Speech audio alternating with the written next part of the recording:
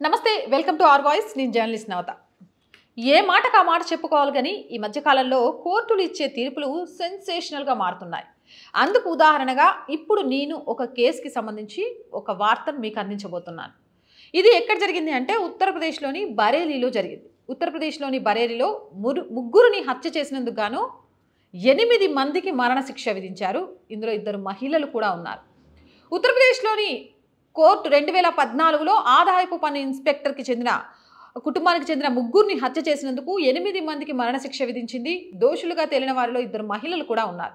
ఉత్తరప్రదేశ్లోని బరేలీలో దశాబ్ద కాలం నాటి ట్రిపుల్ మర్డర్ కేసులో 2 మహిళలతో సహా 8 మందికి స్థానిక కోర్టు గురువారం మరణశిక్ష విధించింది. ఇది ఇప్పుడు సెన్సేషనల్గా మారింది.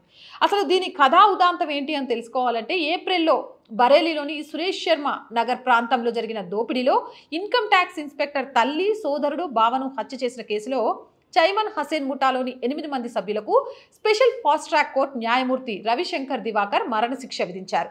9వ నిందితుడు చోరీకి గురైన మెటల్ను కొనుగోలు చేసిన నగల వ్యాపారి రాజు వర్మకు యావజ్జీవ కారాగార శిక్ష పడింది. మరణశిక్ష పడిన 8 మందిని వాళ్ళ వివరాలు తెలుసుకుంటే వాజిద్, హాసిన్, యాసిన్ అలియాస్ జీషాన్, నజీమా, హషియా, సమీర్ అలియాస్ సాహిబ్, జుల్ఫుమ్ మరియు షాహింలుగా జిల్లా అసిస్టెంట్ ప్రభుత్వం న్యాయవాది దిగంబర్ పటేల్ గుర్తించారు. ఇక ఫిలిబత్లోని ఆదాయపు పన్ను శాఖలో ఇన్స్పెక్టర్గా ఉన్న ఫిర్యాది రవికాంత్ మిశ్రా ఏప్రిల్ 21, 2014న ఉదయం 9 గంటలకు తన ఇంటి నుంచి ఫిలిబిత్కి వెళ్లాలని పటేల్ తెలిపారు. ఏప్రిల్ 23న అతను తిరిగి వచ్చినప్పుడు ప్రధాన గేటు లోపల నుంచి తాళం వేసి ఉండడం గమనించారు. గ్యాలరీలోని కిటికీ గ్రిల్ తొలగించి టెర్రస్ తలుపు తెరిచి చూశాడు.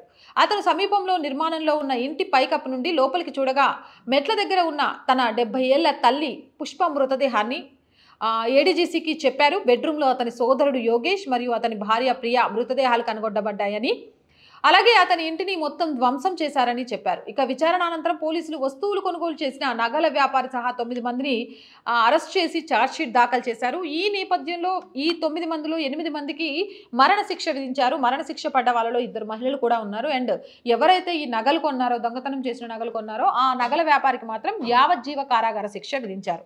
ఇలాంటి కొన్ని తీర్పులు విన్నప్పుడు భలే అనిపిస్తుంది. ఎందుకు అనంటే ఆ కోర్టు నుంచి ఈ కోర్టు, ఈ కోర్టు నుంచి ఆ కోర్టు, క్షమాభిక్ష, వీటన్నిటితో తప్పులు చేసే వాళ్ళకి ఎక్కడో ఒక దగ్గర వెసులుబాటు దొరుకుతుంది అనే ఒక ధైర్యం కనిపిస్తూ ఉంటుంది. కానీ ఇలా వెంటనే దానికి సంబంధించిన శిక్షలు వేయడం, ఇంకోసారి తప్పు చేయాలంటే భయపడేలాగా చేయడం అనేది అప్రిషియేట్ చేయాల్సిన విషయం. ఇప్పుడు ఇది సోషల్ మీడియా వ్యాప్తంగా హల్చల్ చేస్తుంది. ఇలాంటి మోర్ వీడియోస్ కోసం మన ఛానల్ వెంటనే సబ్స్క్రైబ్ చేయండి.